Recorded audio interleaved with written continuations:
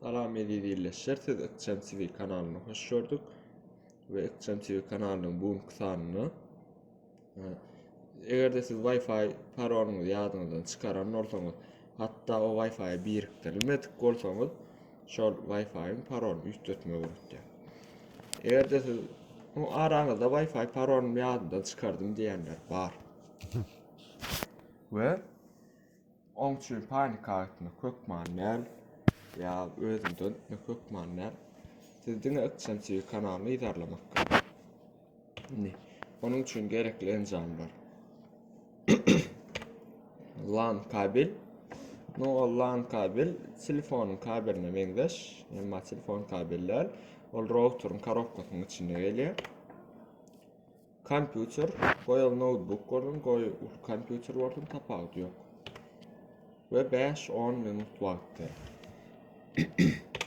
Şimdi siz payska bir atacağınız, yani internette mesela Chrome, Yandex ve poiskörlerin yerine 192 nokot 168 nokot 1 nokot 1 yazyan. Näme üçin? Ol router'ın IP'si.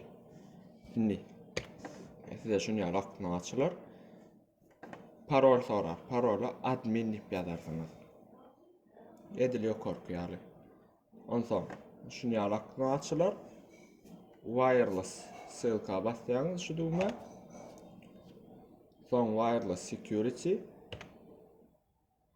ve şutayda parolunuz durur. Siz şutayda parolunuzu ütötüp bilýäňiz ve apply düğmeye basýaňyz. Şunluk bilen sizin parolunuz çalşylýar. Ondan şol goýan parolunuz bilen Wi-Fi routeruňyza telefonuňyzy ýa kompýuteruňyzy birikdirip bilersiňiz.